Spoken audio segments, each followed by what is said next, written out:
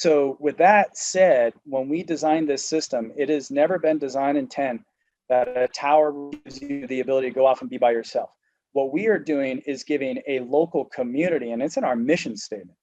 Our mission at Eden and the Real Martian, it's evolved to Eden now, is provide sustainable food and energy independence to local communities around the world and one day off of it. And we're going to give you the ability to say, oh, I have a bunch of extra carrots. Let's flip that up on the digital marketplace there. And this guy has a bunch of extra potatoes. Let's flip that up on the marketplace.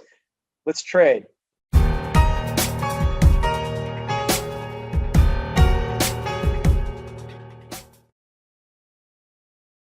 Is 2022 the year we see capital rotation out of risk assets like crypto and stocks, jumping into safe haven assets like gold? Gold investors haven't been losing sleep over the stock market's taper tantrum, with Blackstone warning of a lost decade, quote unquote, where stock market returns are anemic. We have Goldman Sachs, Bank of America, and Wells Fargo all forecasting gold over $2,000 an ounce in 2022, and Bloomberg says there's a potential for $3,000 per ounce on their price targets. Learn how simple it is to add physical gold and silver to your portfolio ahead of the rise in inflation and predicted price rises. Patriot Gold Group has the no fee for life IRA, where your IRA or 401k can be in physical gold and silver. Call 1-800-356-4470 and get a free investor guide today. And with the knowledge that Patriot Gold Group is Consumer Affairs' top-rated gold IRA dealer from 2016 to present, click on the link in the description box below for more information. And now on with the video. And good afternoon, everyone. Jeff Raymond. Remember, he and I did March 2017 an interview, The Real Martian. You'll find that in my playlist, where we were talking about agriculture, indoor agriculture in snowy and cold weather environments for bioregenerative food and energy production systems. Because it's great to talk about a problem, and you could do that all day long and just feed the fear. But what about a solution that people know they can take action, know that there is a possibility for them to move through this the best way possible, with the best chance of, still living and thriving during these changes. That things have changed, they're going to continue to change. We're going to have to think of different fashions to get through life in itself. And one of the base things is food, no society, no food, no civilization. This is going to be a solution-based episode more than it is, talking about the problem. But we do need to frame it on what both Jeff and I see in the next 3 months, 6 months, 1 year, 2 year, before you might realize why you want to think about indoor ag or greenhouses or just ag in general that you can put some automation into. So Jeff, thanks for joining. But we have a single deck that has no reservoir on it. All these towers are meant to be connected to each other. They can buddy breathe. So that means the towers that have reservoirs, our reservoirs are what we call bimodal. It's not because they don't know who they are. It's because they can do things multiple ways. They can operate in hydroponics. They can operate in aquaponics. So it's a 60-gallon tank, and whether you want to put nutrient solution into it or you want to raise fish, you can do that. And then they're heated as well, which none of our competition has. And then you put filters on and stuff for fish mode. But one 60-gallon reservoir can feed up to 15 to 33 of these towers, daisy chained to each other, so that you only need the one reservoir. You just got to keep it filled, and then the water goes to all of them. Depends on what crops you're growing, but that's why there's a range. But these all grow carrots, beets, garlic we've grown. I think those are the big ones. We've done onions, chives. We got a whole long list actually on our website here of ones that we've grown in our previous systems. And then I've got a bunch of videos up as well that we've put up. Did I see that said banana at the bottom of the list there? Yeah, in the Hab, we grew a banana tree. Yep. We actually did what's called split system aquaponics for all of these, the trees. We actually had, non-local trees here. And unfortunately, it collapsed before we got a harvest off of them. We had a spider mite problem with the apples, but things that were non-system related that we dealt with. But yeah, we had little grapefruits, little peaches, The almonds, they didn't mature in time. It takes time for the tree to mature. They were just too young. Clementines, we had those on the tree, and the bananas, we had those coming up, but they never fruited. But yeah, we grew all of them. They got big. It was nice. It was really cool seeing that. These are all hab. We did cantaloupe, watermelon, kiwi went bonkers. It like grew everywhere. This is all based on the techniques that we learned that we have now refined into our grow towers. And the grow towers allow you to, grow a whole lot of different things. I think we have tower features here. They're automated. So when you get the tower, you get it all set up. It's computer controlled. You get a little app on your phone, and you basically take your seed, put it in a cup. You tell the app where you planted it at, and the system takes over. And it'll even tell you how long till harvest. There are some maintenance things you have to do, but less than 5 minutes a day. And you get 64 plants on this one that we're showing. That's called a double decker with a reservoir. So you got 64 plants. You can grow a lot with 64 plants. Lots of salad comes off this thing, but you can grow all your carrots. We're building a microgreen deck, so you can actually grow microgreens with it. I know you're a big fan of microgreens. You had those on your channel quite a while ago. We grew microgreens in the hab. We know people want them, so we're going to be doing a microgreen add-on that you can have here. You can still have your 64 plants, but you'll be able to add on these wings, so you can actually grow microgreens on them. 4 of these towers takes up the same size as a queen size bed, and it will feed 2 people, all 2,000 calories a day out of those 4. So that's not a whole family of 4, which is where we want to get. And the way that we can say year round is these are meant to be put into a garage right now. My wife and I, we took the first one, put it in our house, and my wife gave me the "Jeff, you need to work harder" speech, and said that we still have a little bit of ways to go to make it so everyone would like it in their home, but we're getting closer and we're working on that. But right now, these are meant to go in a garage, and they're meant to offset your dietary needs. We've grown corn in the tall deck. There was one that we have. Where's it at? This guy over here on the far right. This is for all the the cannabis people out there. We got a tower for you. Our light is automatic and goes up and down. It's all connected, computer controlled, everything. Fans are integrated for pollination. It's pretty easy to take care of, but we can grow with these towers. I'm safe to say we can grow pretty much anything. I wouldn't put a tree in one, so by anything, I mean your standard crops.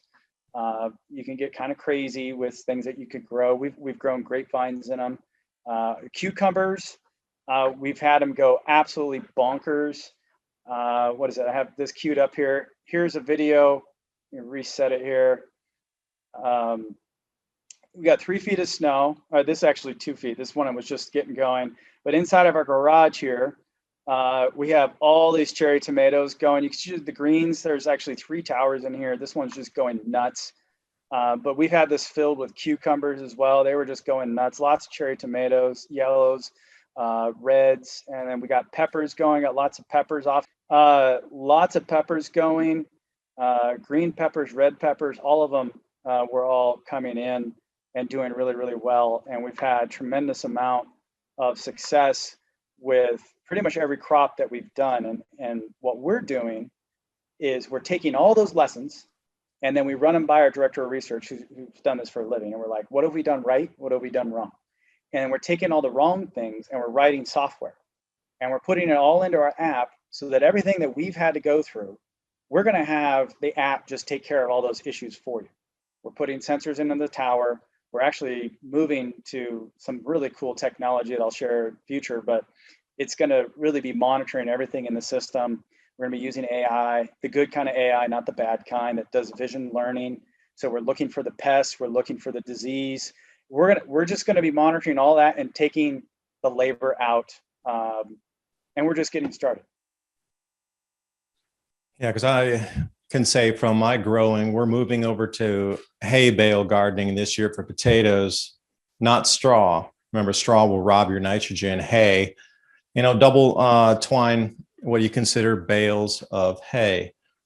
because we try to do sweet potatoes and they took off great, but it was an enormous amount of work harvesting those and digging them out of the ground. And, we missed a fair few. And whoa, after we decided to trim out and get everything for next year, there was a whole bunch of sweet potatoes left that we know. It's good at some points from doing it the traditional way, but we're moving our methods to something a little more efficient.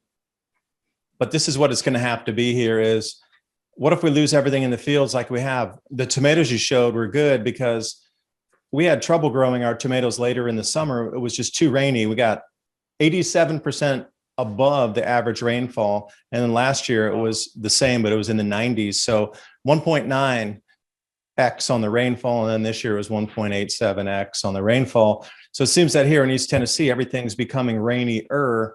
And, these fungal and mold issues are a real thing.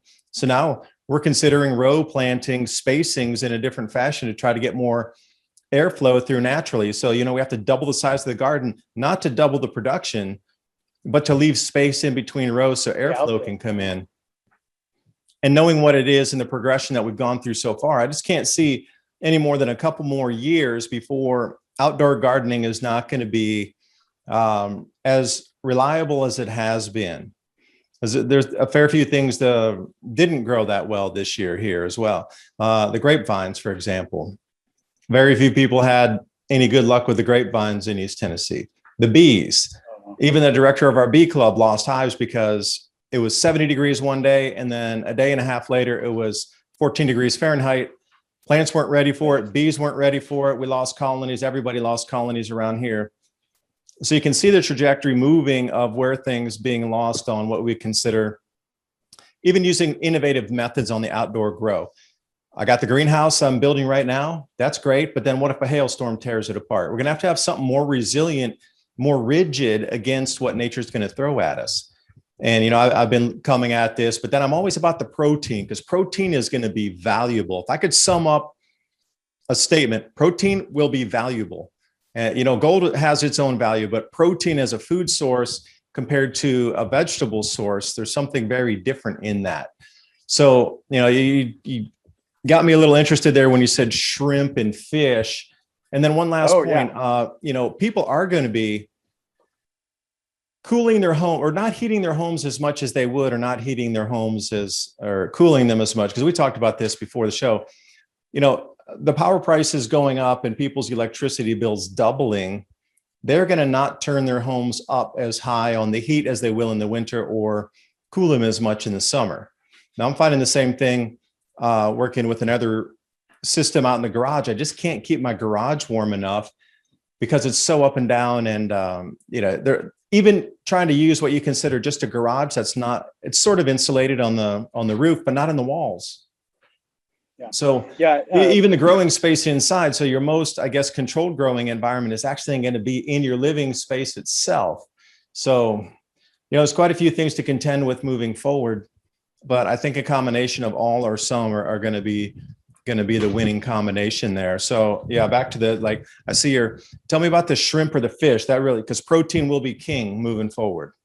Yeah, absolutely. Protein is a big part of this, and that's why our systems were designed with aquaponics in mind. When we did the HAB, we absolutely had to have trout. A lot of people like tilapia. I'm not one of those people. I wanted a fish I enjoyed eating, and what was marketable that I could sell as well. And rainbow trout for our climate was a great fit. And controlling the temperature for the fish was actually the major issue. Because kind of the secret, I'll give away the secret. A lot of people who grow plants know this, but if you keep the roots at a good temperature, then the ambient air temperature becomes less important. It's still impactful, but it becomes less important. So you could have, for example, if it's 90 degrees in your greenhouse and your roots are at 90 degrees, then your lettuce will bolt. If your roots are at 65, 70 degrees and the air is at 90, your lettuce will be vibrant. Depending on how much sun it's getting, if it's direct sun or not, but you'll have really good stuff. So the secret is in the roots. And for a band, there's a band of acceptable tolerance that the roots can handle. So what we've done for protein is we've created a system that you can grow tilapia or the giant freshwater prawns. That's what we've done. We've got mail order prawns that come up from Florida. We get them here. We put them right in the tank. We don't put them into our local ecosystem or anything like that. They go right into the tank like a fish. It's a fish tank. That's where we put them at. And they grow. They do well. They throw shrimp food in. And we're just really getting going with that. We wanted to make sure the towers grew plants first. So we started with the hydroponic method. And then we've now started going aquaponic. And it works. It does work. And you get protein out of it. I don't have rates for you yet because we haven't made it that far, but theoretically you're going to get a pretty good amount of protein from these things. Can I ask a quick newbie question here about this? Yeah. Fish versus shrimp on the kilogram yield or pound yield for those of you in the States coming out. Which one is it going to produce more kilograms or pounds of actual either fish or shrimp? I'm not sure on the growth on which species, one.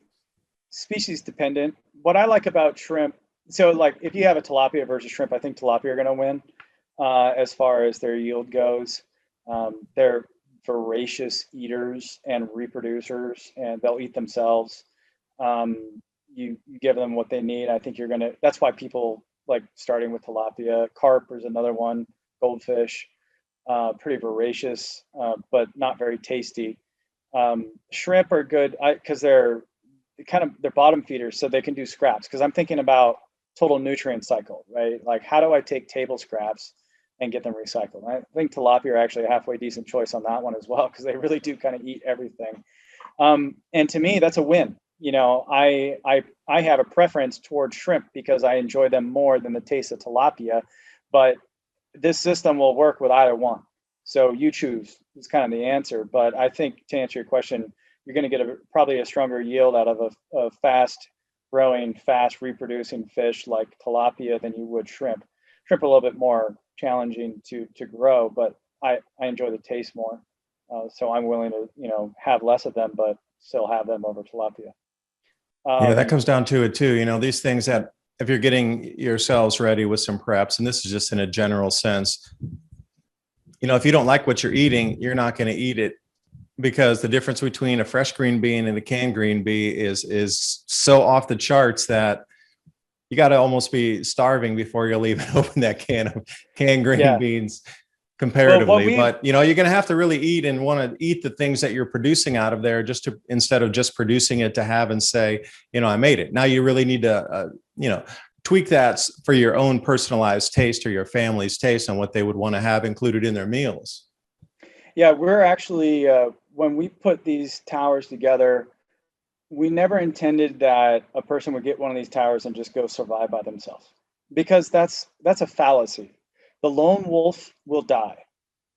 You might survive for a little while. You may take down some elk, but you're going to die eventually when you face the rest of the herd. When another pack comes around, sorry to mix my species references there, but when another pack comes around, the lone wolf dies.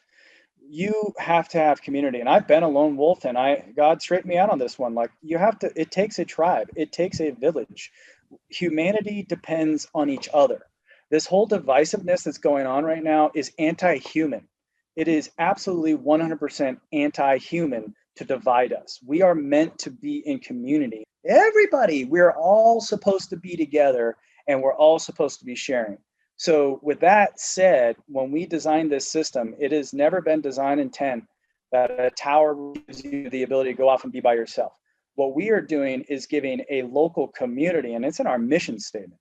Our mission at Eden and the Real Martian, it's evolved to Eden now, is provide sustainable food and energy independence to local communities around the world, and one day off of it. That's our mission statement. That's what we live and breathe every day. That's what we give thanks for God letting us do. It's about independence, and it's about community.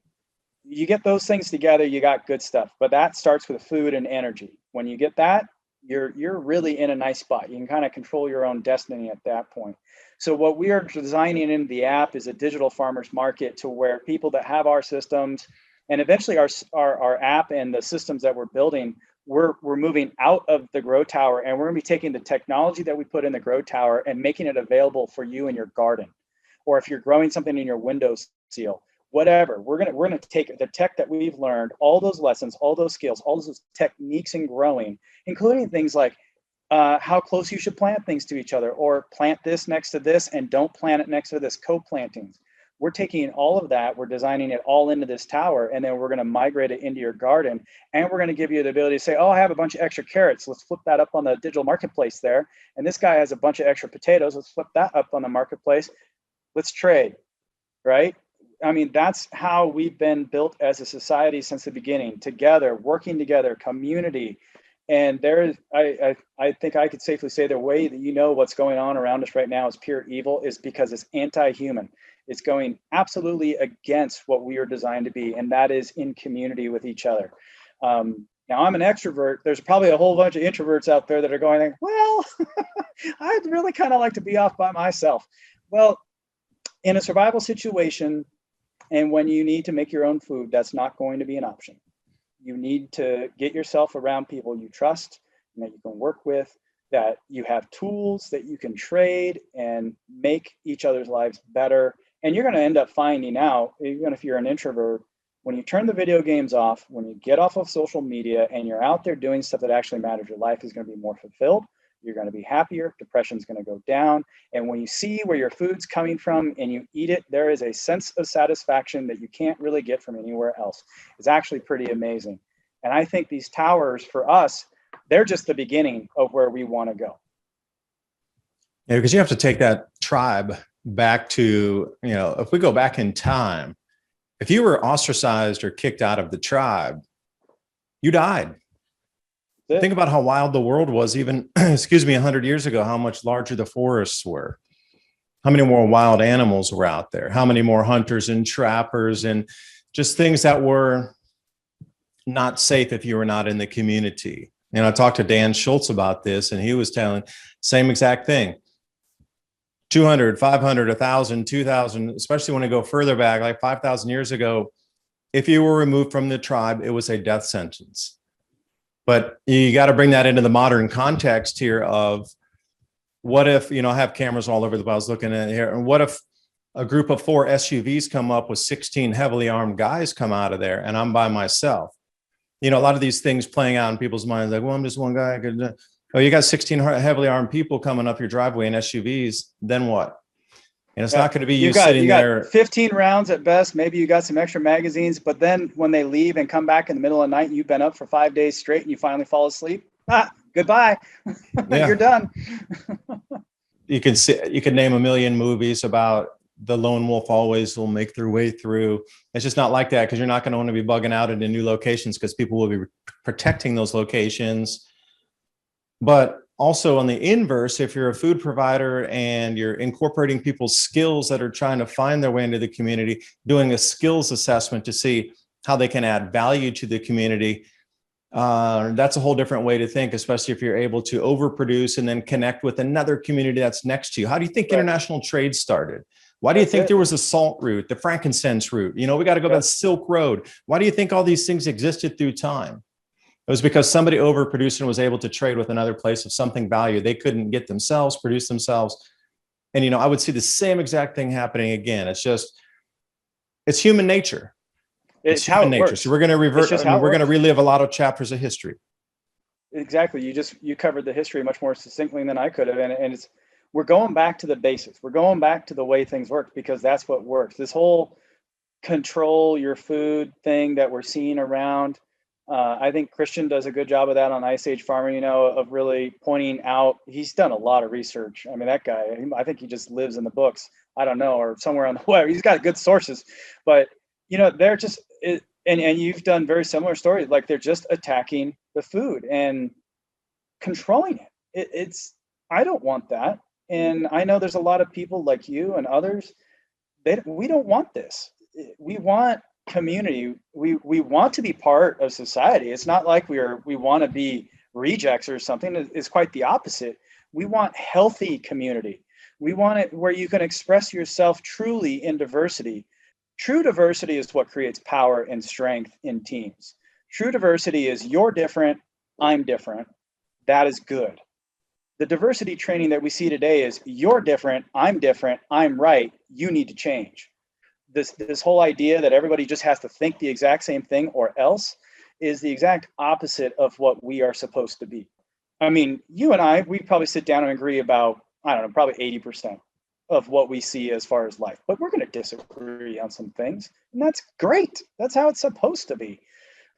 I want to be in a place where you and I can sit. I don't know if you drink, have a beer, sit around the campfire, have a glass of whiskey and talk about life and share our problems and disagree and be like, no, Jeff, you're wrong. No, David, I got a problem with that too. And then come afterwards, give each other a hug and say goodnight. Talk to you later, man. See you tomorrow. And that's the community that I want to be a part of. And that's the community that I want to surround myself with. And that's the community that's going to start growing its own food. And we're going to be the ones who survive and thrive. The ones that are sitting there or eating regurgitated worm guts, their skin is going to turn to pale, white, nasty, or some other color based on their race. And they're just going to be unhealthy people. Well, I hope that if we were arguing, having some whiskey around a campfire, some beers or whatever, that we would make a list of notes for action items after that. Because, people talking like that, you make a huge list of things that could be improved, next steps, things that could, let's think about this over here. During these times when you might think it would be disagreeing or whatnot, there's a lot of information flow from two minds. So why did they have a scribe there before? Go back in history, when people would be talking, it wasn't that they were writing their own notes down, the kings or any nobles of the time that were wealthy enough to have scribes, they would have them write down the conversations. Same thing, because how much value comes out of that disagreement of different ways to do things, better ways to do, more efficient ways to do things. Instead of looking at it as a right or a wrong a thing, think of it as ways to be more efficient or ways to progress in the future. Because you're right, the yelling of you're right, you're wrong, I mean, that does nothing. That just cuts off the conversation and somebody else downs a whole bottle of whiskey because they're depressed at the campfire, and that's no good. Yeah, and we're seeing that. We're seeing people absolutely do that. It is. And it's extremely it's very understandable. But it's sad, and it's really unfortunate because we're seeing people go down that road where, because they can't express themselves, because they don't have the community around them to support who they are, they're feeling that the things that have been part of our structure for so long are being taken away. You used to be able to go to work and you could get joy from that community, but now you have all these rules and regulations. You got your face mask on. It's very anti-personal, like cover up, stay away from me, follow these rules. It's almost like a machine. Work from home. Not machines. It's the world right now is extremely challenging, and having a scribe around. My dad, God rest his soul, he passed away unfortunately because of cancer, and that's part of what jump started this whole journey. But I would say both my dad, my stepdad, my mom, my stepmom, the campfires that we've all sat around, I'm pretty sure that both sets of my parents would be like, we solved world hunger a long time ago if you guys just would have listened to us at that campfire. Because that's when a lot of good talks actually happen.